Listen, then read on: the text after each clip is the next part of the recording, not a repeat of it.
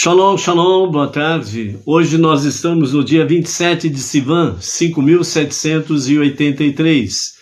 É o dia 16 de junho do ano de 2023.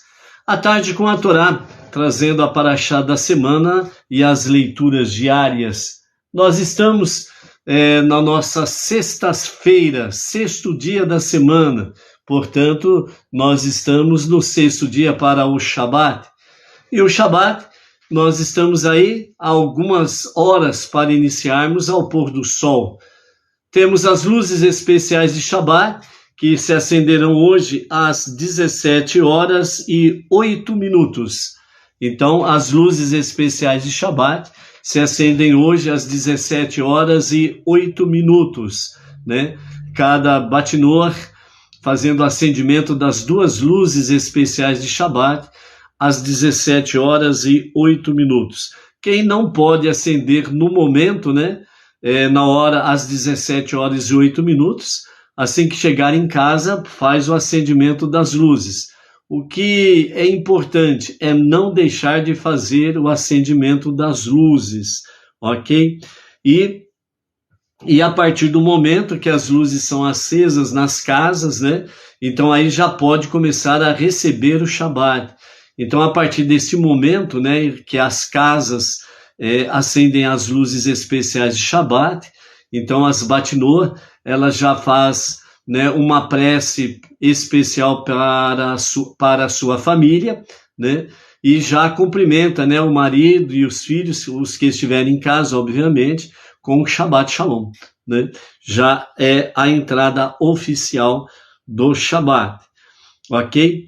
E também, né, a partir das 20 horas, né, aqui por este canal do Facebook, nós estaremos transmitindo, né, da Sinagoga Bnei Noach Regional Bauru para o Brasil e para as nações, né, o Kabbalat Shabbat sem limites, né, para aqueles que estiverem juntamente conosco de forma virtual e aqueles que estiverem de forma presencial. Nós estaremos ali diretamente da Sinagoga Bnei Noach Regional, Bauru, na rua José Silvestre, quadra 7, número 45, no bairro Jardim Silvestre 2, aqui em Bauru, a cidade sem limites. E aí nós estaremos transmitindo ao vivo e a cores, como diz o outro, né, para o Brasil, para as nações, a recepção do Shabat, o Kabbalat Shabbat, ok? E hoje à noite nós teremos um ingrediente novo dentro do nosso Kabbalat Shabbat, né? Então, quem quiser saber qual é o ingrediente novo, é estar conosco logo mais a partir das 20 horas, né? Com um provável, muitas vezes, um atraso de 15 minutos, né? No máximo 20 horas e 15 minutos estaremos aí adentrando ao vivo para o Kabbalat Shabbat, ok? Hoje nós estamos no sexto dia da nossa porção, né? Da nossa leitura, é a sexta leitura da nossa paraxá semanal, Shelach Lecha, né? E nós vamos ter uma palavra com o nosso Rebbe Menachem Mendel na palavra final sobre autoridade. Vamos falar sobre Shalom Aleichem, né? Que dentro do Kabbalat Shabbat nós temos aí no Sidur Bnei Noach, na página 45, Shalom Aleichem, vamos falar sobre esta questão do Shalom Aleichem. E o tema central de hoje da nossa leitura, da nossa sexta leitura, é uma conexão sobre Halá e idolatria. O que a idolatria tem a ver com a Halá? E o que a Halá tem a ver com a idolatria? Então hoje nós vamos ver o porquê que a idolatria e Halá estão aqui dentro da nossa aliá, nossa sexta aliá, estão bem juntinhas. Qual é o significado disso? Os nossos sábios trazem a resposta aí, né, baseado no Likutei Sichot, né, volume 18, páginas 183 a 185 dos nossos mestres, do nosso Rebbe Menachem Mendel, né? Então, nós temos coisas preciosas para podermos aprender sem sombra de dúvidas, ok? Primeiramente, vamos ver a questão do Shalom Aleichem, né? Que muito bom, né? Dentro do nosso Sidur Benei Noach, né? Sidur Benei Noach, né? O Rodrigo aí de Bauru, tá na hora de adquirir o Sidur, hein? E o Guia Benei Noach, ok? Tá na hora aí, vamos aí marcar um novo encontro para receber o Benei Noach. Na página 45 do nosso Sidur Benei Noach, nós temos aí o Shalom Aleichem, Malachei Hasharet, Malachei Elion, Mimelech, Malachei Hamelachim, Hakadosh Baruch Hu, né? A paz esteja convosco, anjos do céu, anjos do Altíssimo, do Rei dos Reis, o Santo bendito seja, né? Quando alguém ouve o Shalom Aleichem, né? A paz esteja convosco. Então nós temos aqui duas características aqui para falarmos, né? Existe o cumprimento em que você fala Shalom Aleichem para as pessoas e as pessoas respondem para você Aleichem Shalom. Então esse é um cumprimento entre pessoas, Baruch Hashem, né? Não tem problema algum. Mas o Shalom Aleichem, Malachei Hasharet, Malachei Elion, né? Que começa a primeira estrofe, ela fala a paz esteja convosco, né? Aí para quem está sendo dirigido nesse momento? Anjos do céu, anjos do Altíssimo, do Rei dos Reis, o Santo bendito seja, né? Então, qual é o significado e o aprendizado disso? Primeiramente, né, tire-se da sua cabeça qualquer tipo de adoração a anjo. Primeira coisa, não existe adoração a anjo. Segunda questão, prece para anjo, também não existe isso daí, certo? Não existe oração para anjo, preces para anjo, também está fora de cogitação. Então, o que é que tem a ver os anjos do céu, os anjos do Altíssimo, com a questão do Kabbalat Shabbat, né? No Benei Noach, o Sidur, página 45, que é preparação para o Kiddush, o momento do pão e do vinho, ok? Então vamos lá no sentido e no aprendizado disto. Então o cântico Shalom Aleichem, Shalom Aleichem, vamos pegar aqui na letra para Shalom Aleichem, Malachei Hasharet, Malachei Elion, Mimeler, Malachei Hamelachim, Hakadosh Baruch Hu, né? Então é um cântico, né? Obviamente bem cantado, não desse jeito aqui, mas é só para, só como diz o outro, só uma palhinha aí, né? Como diz o ditado, né?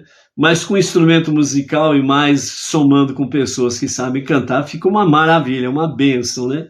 Vamos ver se hoje nós conseguimos fazer isso daí, ok? Então o cântico Shalom Aleichem é entoado, né, nesse momento no Shabat. Então, voltando aqui na página 45, né, do Sidur Benei Noach, então nós temos aí as primeiras preces para sexta-feira à noite, que começa na página 37 do Sidur Benei Noach, compilado pelo nosso Rav Yaakov Gerenstad. Então, a partir da página 37, nós temos aí os salmos que são entoados no princípio do Kabbalat Shabbat. São os salmos 95 até o salmo 99, né? Depois do salmo 99, já na página 40 do Sidur, nós temos aí o salmo 29, né? Um salmo de David, rendei a Adonai, ao Filho dos Poderosos, rendei a Adonai glória e força, né?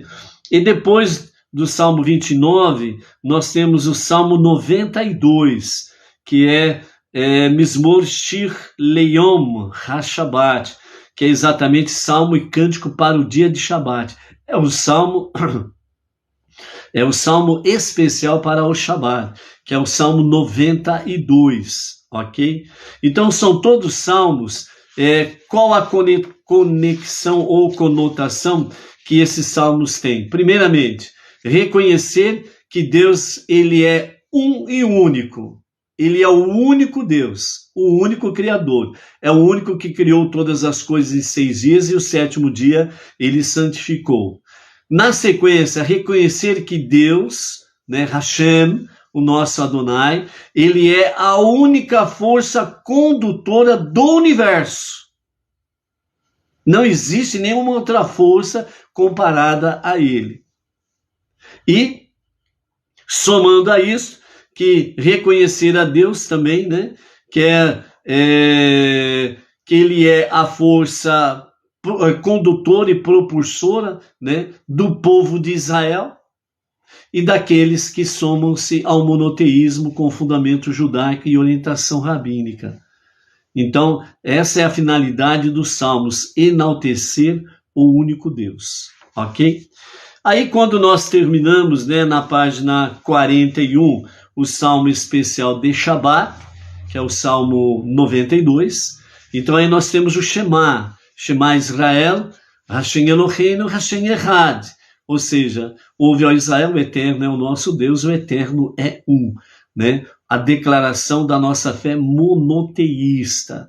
Todas as vezes que nós fazemos o Shema, nós colocamos a mão direita à frente dos olhos, certo? E por que fazemos isso? É exatamente para que nós venhamos ter desconexão com o mundo secular e que nós venhamos nos conectar com o mundo celestial, o mundo espiritual, nos conectarmos de uma forma mais elevada, mais profunda com o divino, com o único Deus.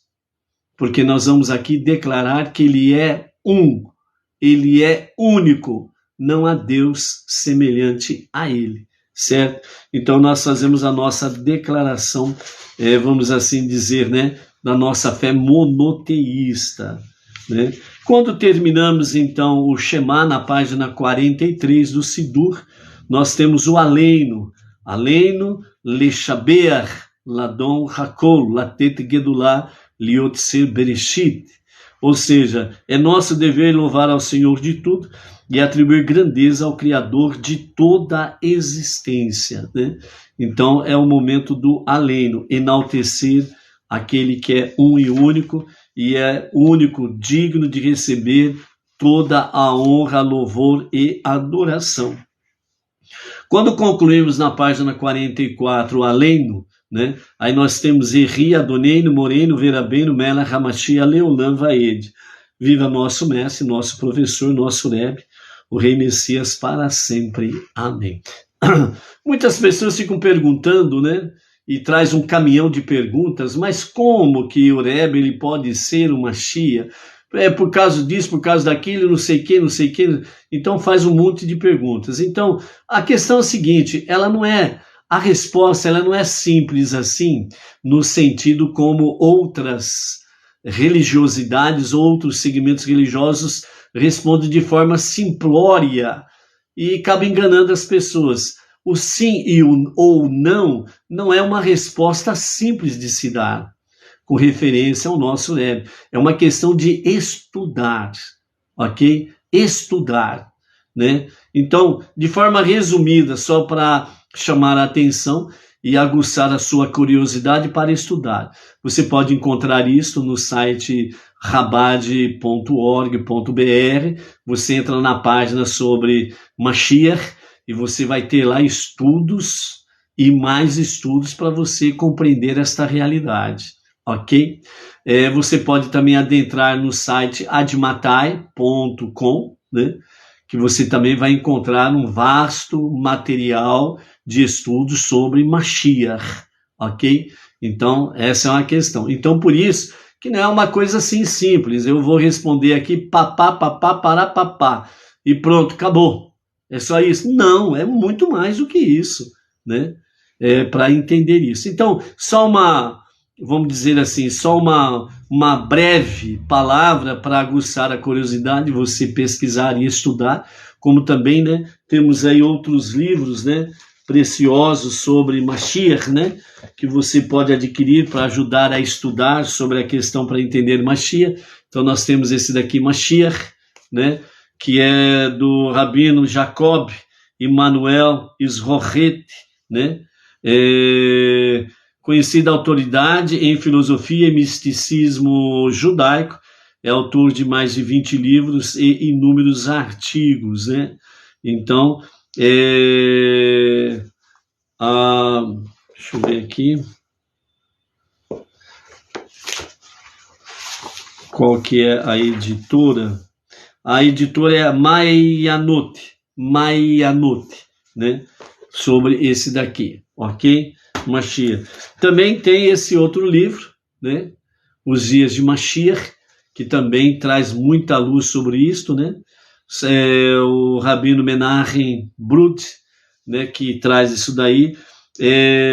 A editora é a Associação Israelita de Beneficência Beit Chabad do Brasil, ok? Que tem a sua sede central lá em São Paulo. Então, são alguns livros que ajudam você a estudar sobre a questão em si. De forma resumida, para aguçar a curiosidade, então, a sabedoria judaica ela traz a seguinte questão. Cada geração tem um tzadik. Cada geração tem um tzadik que é o líder daquela geração, independente se é judeu ou não judeu. Moshe foi o líder espiritual de toda aquela geração, não somente de judeus, mas de todas as nações, de todos os não-judeus. Porque o tzadik, ele não é exclusividade apenas para o povo judeu. O tzadik, o justo, ele é para as nações. Por quê? Porque através do tzadik, todos são agraciados. Entendeu? Então, cada geração, o tzadik, ele tem realmente uma grande probabilidade de ser Mashiach, porque ele é um tzadik. E a nossa geração, ela tem como um tzadik o nosso Rebbe Menachem Mendel. E o nosso Rebbe Menachem Mendel, ele é provavelmente como diz o nosso Rav Shimon Brand, né, que nos fala, né, o Rebbe Menachem Mendel, ele é o candidato a Mashiach de chapa única. Por que ele fala isso? Porque até agora nenhum Rebbe se levantou depois dele. Ele é o 8º Rebbe, aliás, ele é o 7º Rebbe, né, do Chabad, e depois que houve a ocultação do seu corpo físico, nenhuma autoridade ou liderança se levantou à altura, no mínimo, igual a ele, para poder estar na liderança do mundo inteiro do movimento Chabad, ok? Então, dentro dessa visão aí, o nosso Rebbe Menachem Mendel realmente é o tzadik da nossa geração, continua sendo o tzadik da nossa geração, e é o que tem grande probabilidade de ser Mashiach, ok? E para você estudar sobre isso, é só você se compenetrar dentro desse site que nós acabamos de falar. Chabad.org, você vai lá dentro do canal lá, Mashiach, e você vai ver isso daí. Sobre o Rebbe, você vai ver sobre isso daí também. Admatai.com, você também vai encontrar um vasto material, mas esses 2 livros que nós mostramos, como vários outros, dentro do cunho judaico, traz realmente as perspectivas desse aspecto aí, ok? Então, na página 44 do Sidur, nós encerramos a primeira parte do Kabbalat Shabbat, com Yehi Adoneinu Moreno Verabeinu Melech HaMashiach, onde nós cantamos, né? Yehi Adoneinu Moreno Verabeinu Melech HaMashiach Leolam Vaed. Yehi Adoneinu Moreno Verabeinu Melech HaMashiach Leolam Vaed. Ai, ai, ai, ai, ai, ai, ai, ai, ai, hey, ai, ai, ai, ai, ai, ai, ai, ai, ai. E aí repete mais uma vez, dependendo do momento, mais umas 10 vezes, tá bom, tranquilo, aí depois você continua. É isso daí. Então aí na página 45 nós entramos já no princípio do Kiddush, aí nós entramos em Shalom Aleichem. E aí é o momento em que, Shalom Aleichem, né? A paz esteja convosco, os anjos do céu, anjos do Altíssimo, do Rei dos Reis, o Santo Bendito seja. A segunda estrofe, né, Boachem le Shalom, né, vinde em paz, anjos da paz. A terceira estrofe, Barchuni le Shalom, abençoai-me com paz. E a quarta estrofe, né, Tsetechem le Shalom, Malachei ha-Shalom, que vossa partida seja em paz, anjos da paz, anjos do Altíssimo, né.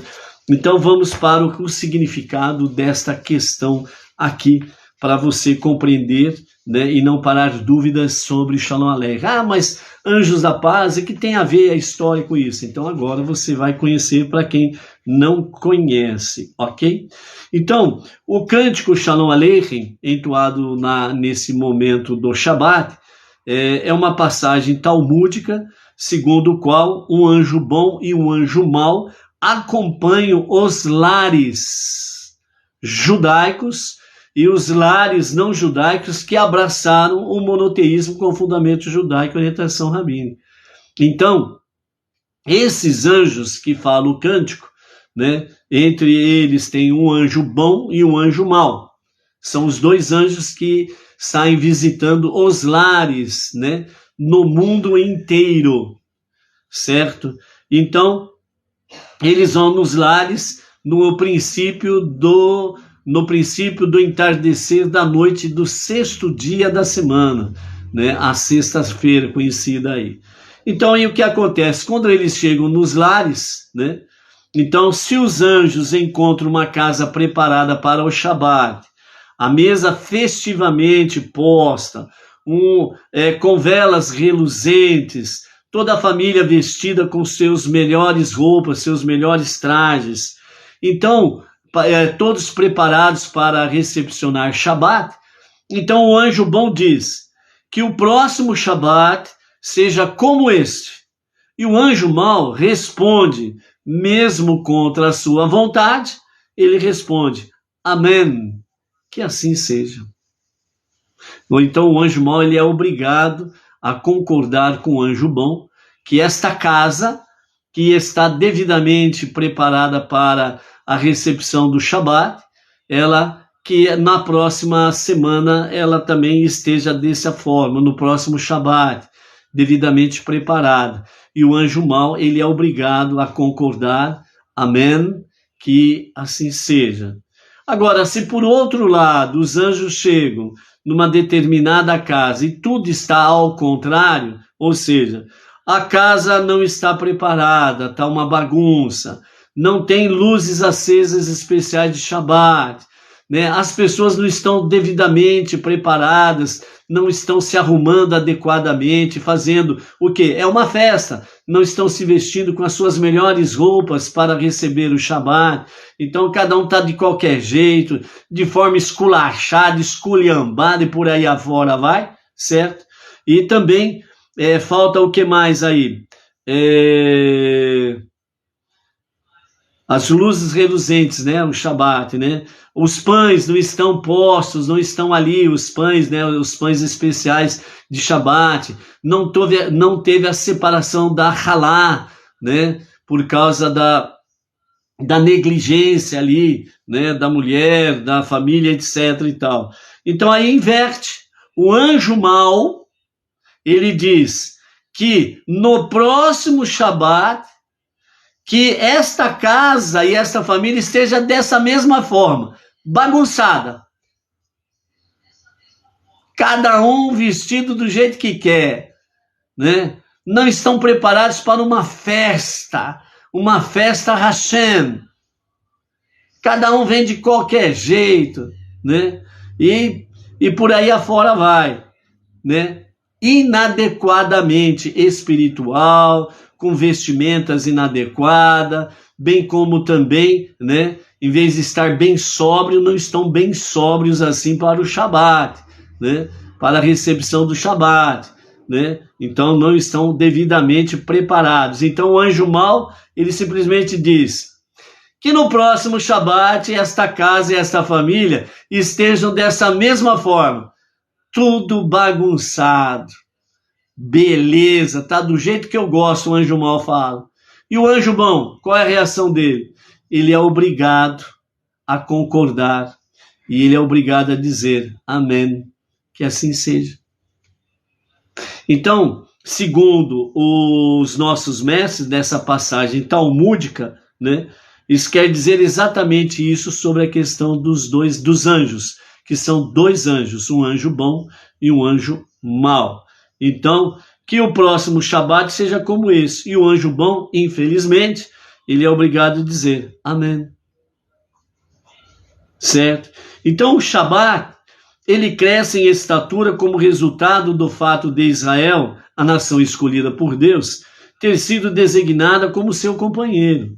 Como consequência deste, entre aspas, casamento, a própria santidade do Shabat torna-se maior e mais intensa. Ou seja, o que os nossos mestres querem mostrar para nós aqui é que o Shabat, ele é de fato santidade. E se o Shabat é santidade e é uma festa a Hashem, então você não pode ir de qualquer jeito. Você não pode menosprezar o Shabat. Você não pode diminuir o valor do Shabat. Você precisa ser especial, estar de forma especial e preparar toda a sua casa e família de forma especial para o dia especial de Shabat, que é o sagrado dia do Shabat, uma festa para Hashem. Por quê? Porque no Shabat você está reconhecendo Ele como único Deus e único Criador. E tem um fator muito grave quando nós não nos preparamos adequadamente para o Shabat. E nós vamos de qualquer jeito, menosprezando o Shabat. Nós estaremos cometendo o pecado de idolatria. Menosprezar Shabat. Ah, hoje eu vou, hoje eu não vou. Ah, hoje eu estou com vontade de ir, hoje eu não estou com vontade de ir. Ah, Shabat, mas toda sexta-feira à noite é a mesma coisa. O Shabat sempre é a mesma coisa. Então as pessoas não vão dando o valor devido ao Shabat. Eles estão pecando com o pecado da idolatria. Porque eles reconhecem uma outra autoridade, um outro poder além de Deus. Aí você diz assim, mas peraí, eu não falei nada disso. Eu não estou dizendo que há outro Deus. Eu só não estou, eu não vou porque eu não quero. O que tem de mais? Eu sou obrigado a ir? Pronto, acabou. Você acabou de afirmar que você tem outro Deus. O seu eu, o seu maior inimigo, o seu ego. Começa por aí. Aí depois vem outros deuses nessa jogada toda e você simplesmente está cometendo o pecado de idolatria. E tem mais, que nós vamos ver já já sobre a Halá. Isso é para deixar a mulherada de cabelo em pé sobre a Halá. É para deixar a mulherada de cabelo em pé, né? Então, é aquele negócio, amados, que nós precisamos compreender, né? No mundo Benei Noach, existe uma questão que nada é proibido. Então as pessoas acham que estão aí, livres, leves e soltos. Ah, nada é proibido. Porque ao judeu foi ordenado, como está escrito, né? Onde nós vemos aí sobre a famosa expressão, né? Que nós encontramos dentro das principais preces aí concernente ao judeu, né? Vetzvano, e nos ordenou, a tradução. Então, para o judeu foi ordenado. Então, eles fazem porque foi ordenado. Mas para nós, Benei Noach, é sombra e água fresca. É uma maravilha, né? É só 7 leis de Noach e as suas ramificações. Eu não sou obrigado a isso, eu não sou obrigado àquilo, porque não me foi ordenado. Então, existe, infelizmente, uma má e péssima interpretação de alguns Benei Noach, achando que estão aí que nem uma boiada desembestada, sem freio, sem arreio, sem rédeas, sem disco, sem linha, sem carretel, e pode fazer o que bem entende. Pode fazer o que bem entende, mas não são autênticos Benei Noach, no sentido de monoteísmo com fundamento judaico e orientação rabínica. são superficiais. Simplesmente isto. Superficiais. E isso não é bom. Entendeu? Então, amados, o Shabat é algo, como diz os sábios, é um oásis no meio do deserto. Nós estamos no deserto. O deserto abrasador de entre as nações, onde as lavas vulcânicas, com as suas altíssimas temperaturas, que simplesmente detona tudo que toca, são as paixões das nações, a idolatria das nações, o meu direito, entre aspas, eu tenho direito, eu sou livre, e por aí afora vai. Então acha que podem fazer realmente do Shabat um circo. Acham que pode fazer do Shabat um zoológico. Acham que pode fazer do Shabat uma quadrilha de corruptos.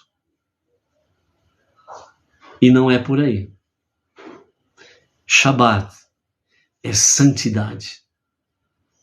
É o dia especial. É o 7º dia da semana, o sagrado dia do Shabat. E por que você não pode fazê-lo de qualquer jeito?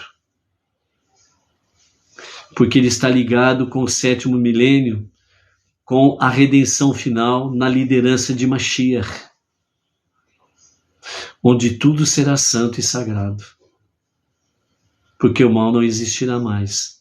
E você está, de uma certa forma, por assim dizer, para entendermos, você está num treinamento semanal para o Shabat da redenção final.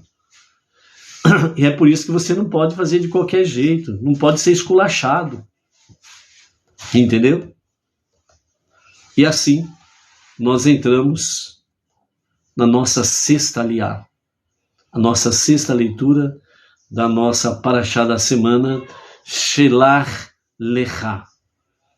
Como nós vimos aí a nossa aula do nosso Rav Yaakov Gerenstad, quarta-feira passada, falando sobre Halá, né?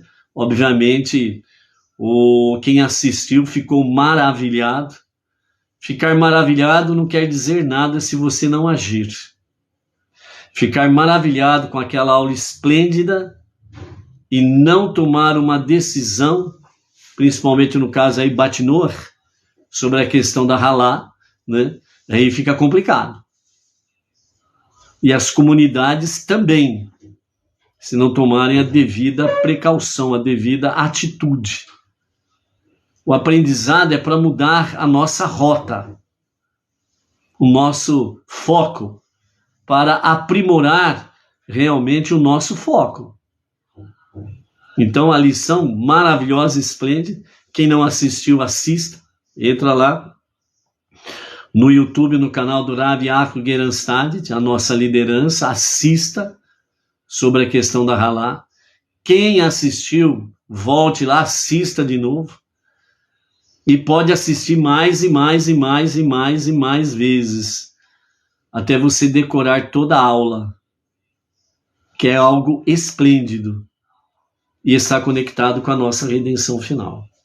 A nossa sexta, aliás, está no capítulo 15 de Números, a partir do versículo 17 até o verso 26, onde nós temos sobre a Halá, a oferenda de massa, e do verso 17 até o verso 21, e na sequência imediata, sem pausa, do verso 22 ao 26, do mesmo capítulo 15, nós temos oferenda por idolatria. Algo tão sublime como a Halá, imediatamente vem a idolatria na sequência. E qual é a conexão com essa história? Agora que nós vamos ver. É agora que os tupetes caem. Vamos lá. Então Deus falou a Moshe dizendo: fala aos filhos de Israel e lhes diga, imediatamente após entrarem na terra, para a qual eu estou trazendo vocês, quando vocês comerem do pão da terra, vocês deixarão uma porção separada para Deus. Essa porção separada para Deus é a halá. Você faz a massa dos pães especiais de Shabat, e aí você vai tirar uma porção desta massa, esta separação, essa porção separada que é chamada de halá. Os pães são pães mesmos, né? Tornou-se um hábito de chamar de halá, um pão, e halot, 2 pães, né? Tornou-se uma coisa comum, de forma popular, por assim dizer. Mas, literalmente, halá é aquela porção que é tirada da massa e que é separada, né? Quando tinha o templo, era separada para Hashem através dos Kohanim, dos sacerdotes, ok? Depois da destruição do templo, então os nossos mestres trouxeram a orientação de que faz a separação, né? Embrulha num alumínio e põe para assar até queimar completamente. Então você estará fazendo a separação para Hashem, nesse caso aí, né? Mas como não tem o templo e nem os Kohanim, os sacerdotes, então ao queimar, então é anulada, né, a halá. Então essa porção ela se torna nula, ok? Mas você não deixou de fazer a separação. Essa separação que a Batinua faz, né? E num caso excepcional que o varão pode fazer, o homem pode fazer, certo? É separado para Hashem, né? E isso está dentro do escopo que nós precisamos fazer no nosso dia a dia. O verso 20 diz: sempre que vocês amassarem um homem de massa ou mais antes de comê-lo, vocês deverão separar a primeira porção de sua massa, uma porção do tamanho de um filão para Deus. Assim como a terumá da farinha sovada não tem um mínimo fixo, da mesma forma, não há um mínimo fixo nesse caso que vocês deverão separá-la. No entanto, vocês deverão dar a Deus o suficiente para ser considerado um presente. Você não precisa dar a massa inteira, mas apenas uma porção do princípio de sua massa. Façam isso em todas as suas gerações, né? Então nós temos aí tudo isso em todas as vossas gerações. O pensamento racídico, né, dos nossos mestres, eles dizem, quando realizada corretamente a mitzvah de halá, consiste em separar uma porção de massa antes de ela ser assada e dá-la ao sacerdote, como consta no verso 20. Porque então o versículo 19 declara que, quando vocês comerem do pão da terra, vocês separarão uma porção para Deus, se a mitzvah é feita com a massa antes de comê-la. Então, o que é superior, o homem ou o seu pão?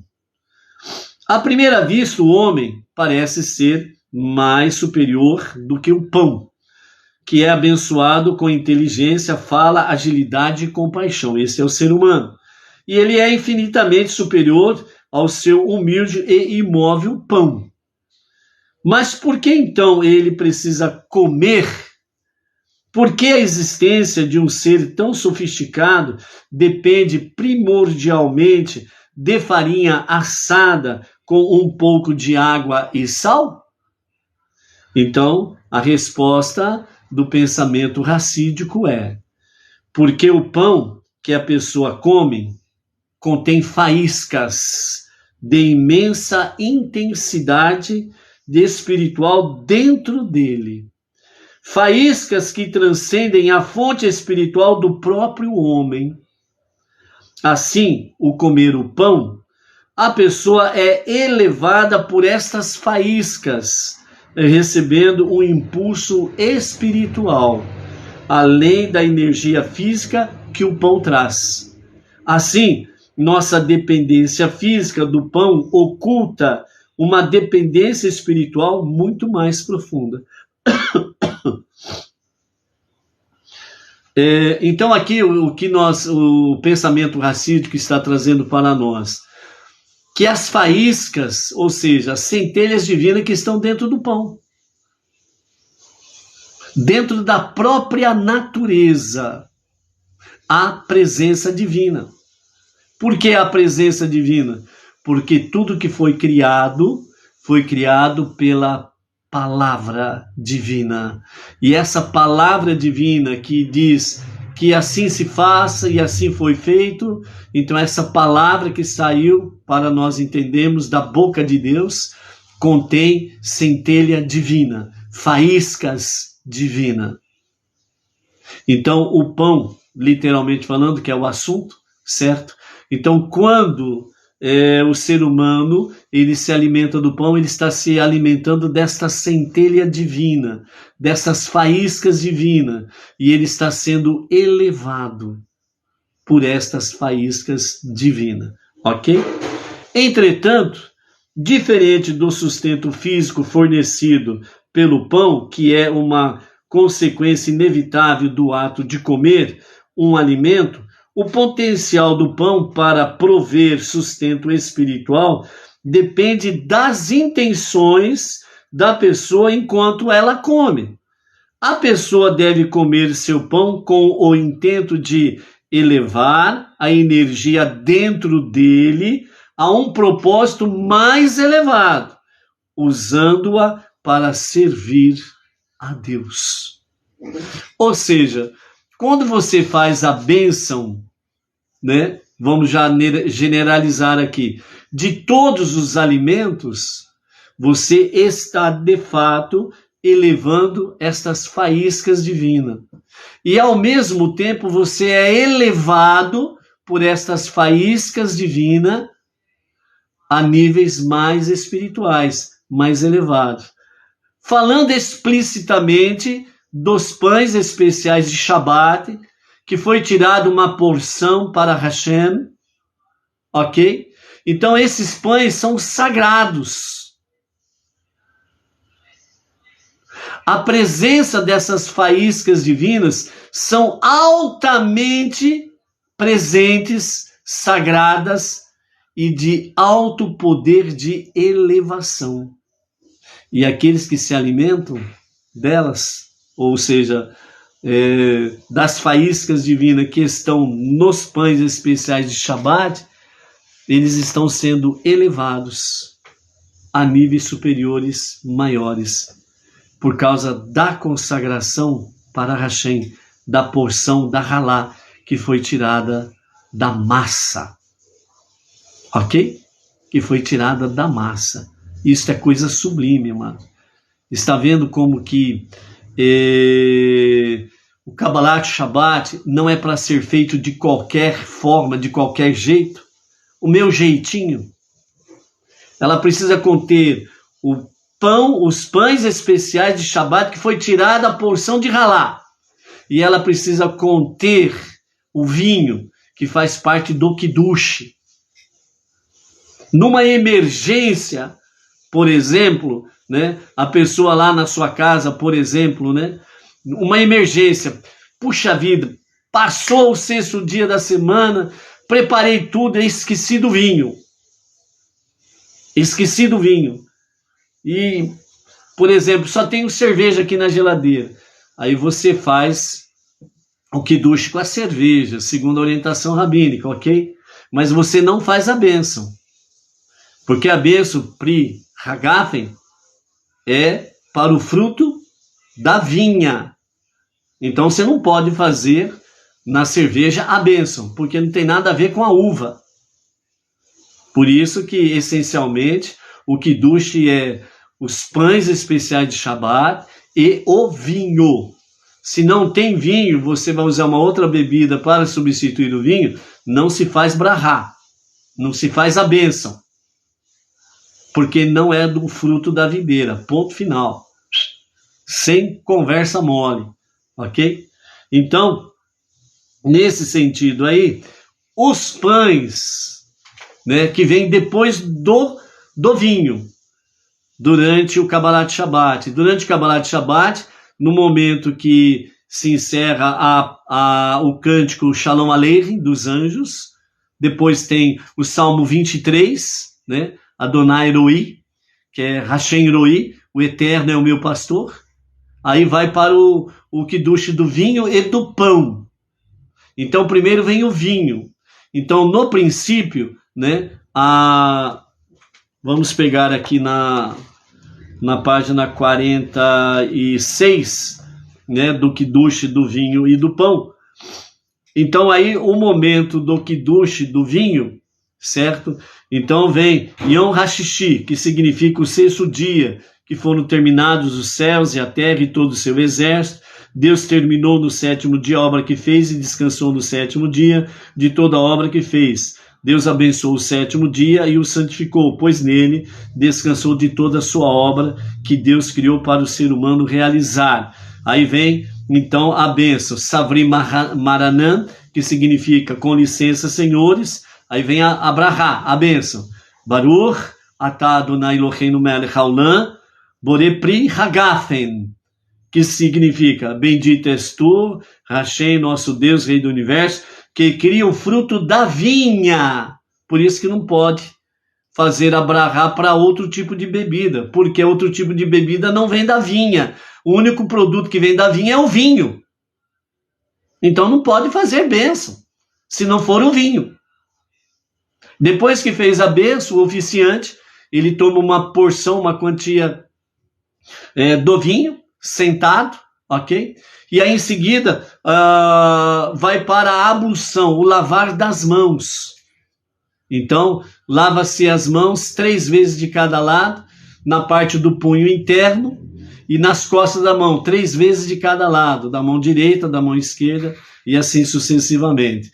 Depois que vai pegar no pão, olha só como que o pão é tão sagrado que você tem que fazer a ablução antes de tocar no pão. Dentro do cerimonial. E aí sim, aí o pão é cortado, fatiado, etc. e tal, e vai exatamente aí para os presentes pegarem do pão e assim se servirem, certo? Comendo do pão. E aí então se encerra o cerimonial do Kabbalat Shabbat, da recepção do Shabbat. Certo? Então vejam bem a santidade que envolve tudo isto. Certo? Que envolve tudo isso. Então, dessa forma, o pensamento racídico continua dizendo para nós: quando a pessoa eleva assim o pão, pois agora que a pessoa trouxe à tona o propósito da existência do pão, ao comê-lo com intenções elevadas e recitando as bênçãos antes e depois de ingeri-lo, ela ativou as faíscas de santidade dentro do pão. E é por isto, por sua vez, ele elevou a sua pessoa. As faíscas que estão no pão, elevou a pessoa, porque a fonte espiritual destas faíscas é mais elevada do que a do homem, né? Qual que é mais importante? O homem ou o seu pão? Então nós estamos vendo aí que o pão é importantíssimo, por causa das faíscas divinas, da sua presença. A presença das faíscas divinas no pão, que elevam o ser humano realmente a níveis mais de santidade e de mais presença divina. No entanto, sugere uma pergunta: de onde a pessoa deriva a inspiração e, de fato, a habilidade para realizar a fase inicial da elevação do pão? Então, os nossos mestres do Hassidismo respondem: da mitzvah da halá. Então, as faíscas espirituais que estão nos pães especiais de Shabbat, na realidade elas foram ativadas pela halá, aquela porção que foi tirada. Então, estas faíscas divinas, elas foram ativadas através da halá. Vejam a santidade da halá. Aquela porção do tamanho aproximadamente de uma bola de golfe ou de tênis, certo? Que vai ser assada até ela ser queimada completamente para ser anulada, cancelada, porque não tem o Beit HaMikdash nem os Kohanim, os sacerdotes. Mas a santidade, ela estava presente antes de ser anulada, no momento da separação da massa, e ativou as faíscas divinas nos 2 pães especiais de Shabbat. Então, quando nós, família, indivíduos, a comunidade, quando nós saboreamos os pães especiais de Shabbat, dependendo da da comunidade, às vezes ela é grande, então vai para a mesa os 2 pães, que simbolizam a providência divina, né? Mas, dependendo da comunidade, se faz mais pães, mas todos eles têm a presença das faíscas divinas, porque foi separado a ralá, a porção, presente de Deus, presente para Deus. A Batinoa, ela fez isto, e ela ativou as faíscas divinas, ok? Então, é dentro desse aspecto que fala a resposta dos nossos mestres. Da mitzvah da halá, ou seja, de ser retirada a halá, ao separar a primeira porção de sua massa para Deus, como consta no verso 20, a pessoa já toma consciência, enquanto seu pão ainda é massa, de que ela comerá mais tarde o pão. E a massa como um todo já começa seu processo de elevação espiritual. Por isso que quando para Benenoa, para Batinoa, quando ela tira a porção da halá, certo? Então, para a mulher judia, então vamos mostrar aqui. Para a mulher judia, ela faz a seguinte brahá: Baruch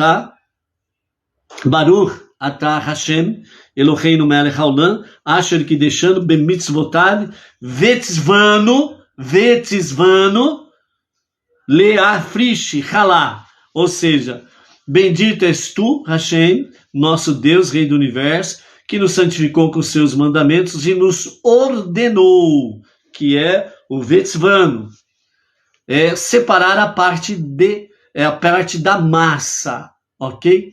Então, a mulher judia, ela faz isto.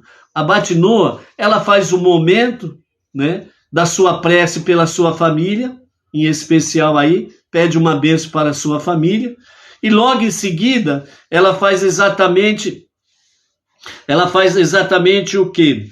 Então, ela diz assim, isto é halá.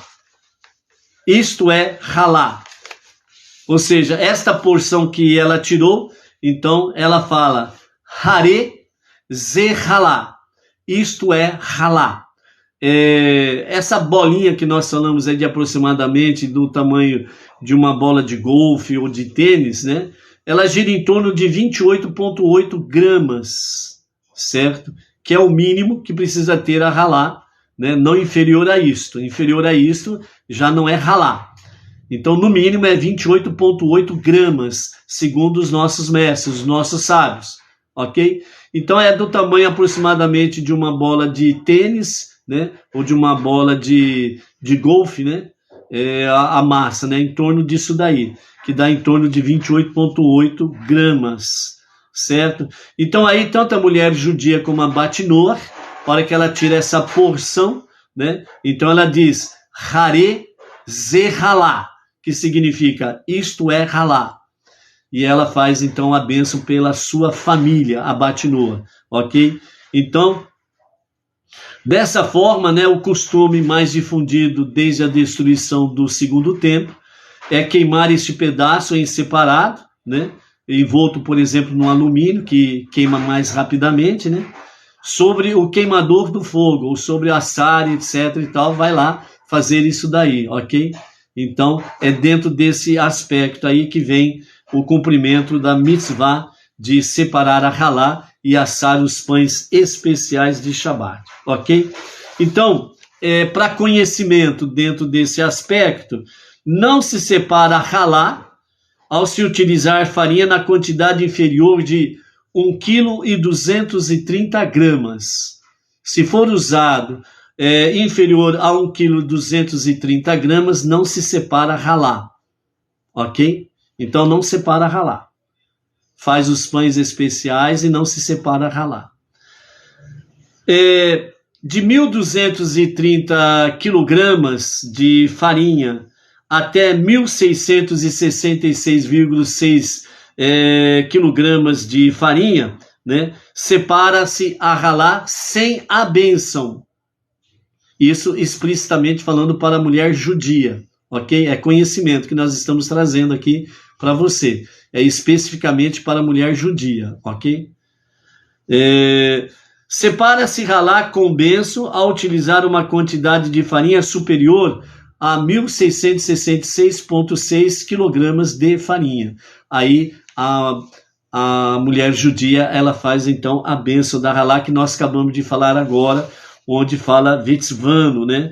Onde fala, nos ordenou a separar, né, a parte da massa, separar parte da massa. Então, é mais para esse conhecimento aí, ok? Então, dentro do aspecto aqui para Beninua, Batnua, né? Então, você vai fazer, você está sozinho na sua casa, você vai fazer o pão especial de Shabat na sua casa, né? Tem padarias que, principalmente perto de comunidades judaicas, que fazem halot, pães especiais de Shabat, ok? E com inspeção rabínica, as referidas padarias, elas separam halá, certo? E aí o povo vai lá e compra, né? Normalmente uma família pequena, né? Ou às vezes a pessoa está morando sozinha, alguma coisa, então ela vai lá, ela compra halá e ela leva lá os seus 2 pães para casa lá, né? E vai fazer a sua questão. Então, ele vai fazer o seu kiddush tranquilamente, normalmente, sem problema algum, ok?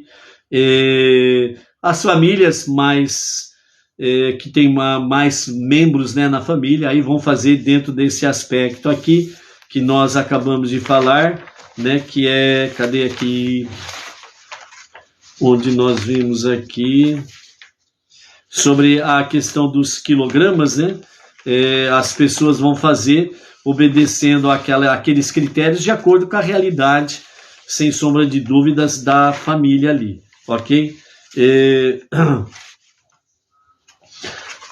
Para nós, Beninoa, vai dentro do mesmo escopo aí da separação da halá, ok? Sem a questão da bênção em si, Vetzvano, ok? Então aí se faz aí uma prece em favor da família, pedindo, é um momento propício de pedir a Hashem bênçãos para a Batnua, né? Para o seu marido, para os seus filhos, para o seu lar. Né? É um momento bem propício para isso daí, ok? E aquelas, né, que o fazem e separam halá, né, não restam dúvidas que estão aí, sem sombra de dúvidas, cumprindo uma mitzvah muito importante, e isso daí traz bênção sobre bênção. Então, separar a halá, como disse o nosso Rav Yaakov Genestad na aula de quarta-feira, ela traz mais bênçãos do que aquele que cumpre a tzedakah, de trazer dízimos, ofertas e doações.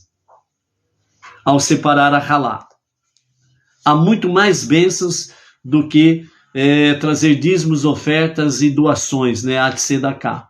Então imagine o poder da halá dentro desse aspecto aí, ok? O nosso Rebbe Menachem Mendel, trazendo uma palavra final aqui, sobre a primeira porção, ele nos fala sobre questão de autoridade, né? Então ele diz assim: a Torá otorgou os privilégios e responsabilidades sacerdotais exclusivamente aos descendentes de Aharon. É um fato que todos os judeus têm o mesmo valor inerente e merecem igualmente o nosso amor e o nosso respeito. Não obstante, quando se trata de quem pode ser um oficiante ou autoridade religiosa, seja tanto um Kohen como um rabino, devemos compreender que Deus determinou quem pode e quem não pode assumir esses cargos.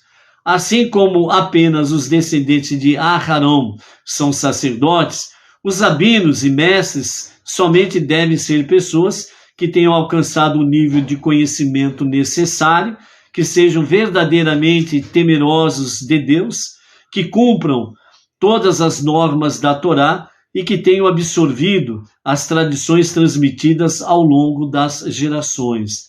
Da mesma forma que exigimos idoneidade estrita daqueles a quem confiamos a condução da nossa vida religiosa exterior, precisamos requerer estrita idoneidade da parte das vozes interiores, que pretende dizer-nos como nos comportar. Devemos questionar constantemente nossas vozes interiores para nos assegurar de que apenas somos guiados por motivos puros e positivos. Então aqui nós temos 3 aspectos. Os Kohanim, da descendência de Aharon, o que no momento nós estamos ausentes deles. Segunda autoridade, os rabinos e os mestres, que têm um conhecimento vasto sobre toda a Torá e toda a Halachá, né, as leis judaicas, que são os nossos orientadores. Por isso o monoteísmo com fundamento judaico e orientação rabínica. O nosso orientador é o Rav Yaakov Geranstad, a liderança Benenoa Brasil. Ponto. Então é a sua orientação que nós seguimos. São as suas direções, firmados dentro de todo o seu conhecimento como rabino e mestre, né, dentro da Torá, dentro da Halachá, certo? Então nós seguimos as suas orientações, certo? E o terceiro aspecto é exatamente as vozes interiores. E aí está falando de nós mesmos, as nossas vozes interiores, que nós precisamos aprender a ouvir, né? Porque elas nos dizem como nos comportar. Então aí você que vai ter que entrar numa autoanálise das suas vozes interiores. Então, algumas delas dizem assim, ó, não esquenta a cabeça não. Faz do jeito que você quiser. E esse negócio aí de tem que fazer assim, tem que fazer daquele outro jeito, tudo assim num esquema, tudo uma coisinha organizada, disciplinada, patati e patatá. Não esquenta a cabeça com isso daí não. O importante que vale é a intenção do seu coração. Vai enganando você, para você fazer de qualquer jeito, né, de qualquer forma, né? Como nós vimos lá atrás, um anjo bom e um anjo mau. Então você precisa pensar, qual é o anjo que vai falar que a minha casa está bacana? O anjo bom ou o anjo mau? Então precisamos aprender a ouvir as vozes interiores. E dentro desse aspecto aí, né, que nos asseguram de que forma somos guiados. Nós somos guiados por motivos puros e positivos, à luz da Torá, à luz da orientação rabínica? Ou estou sendo guiado por aquilo que eu quero? Daquilo que eu desejo, e não de motivos puros e positivos. Você responde, porque só você conhece você. E Deus, obviamente, não restam dúvidas, ok? Mas o caminho está traçado, as orientações estão aí, é você que decide. Baruch Hashem. Kabbalat Shabbat, sem limites, da cidade sem limites, Bauru, a sinagoga Bnei Noach regional, ali do Jardim Silvestre 2, Rua José Silvestre, quadra 7, número 45. A partir das 20 horas e 15 minutos, estaremos transmitindo para Bauru, região, para o Brasil e para as nações, o Kabbalat Shabbat sem limites, né? Recepcionando então o sagrado dia do Shabbat no nosso cerimonial ali. As luzes especiais de Shabbat, elas precisam ser acesas, quem estiver disponível em casa, às 17 horas e 8 minutos. 17 horas e 8 minutos. É o horário do acendimento das luzes especiais de Shabbat. Alguém perguntou assim, eu posso acender as luzes de Shabbat no meu trabalho, porque eu só vou chegar à noite em casa. Você pode acender as luzes especiais de Shabbat no seu trabalho? Pode.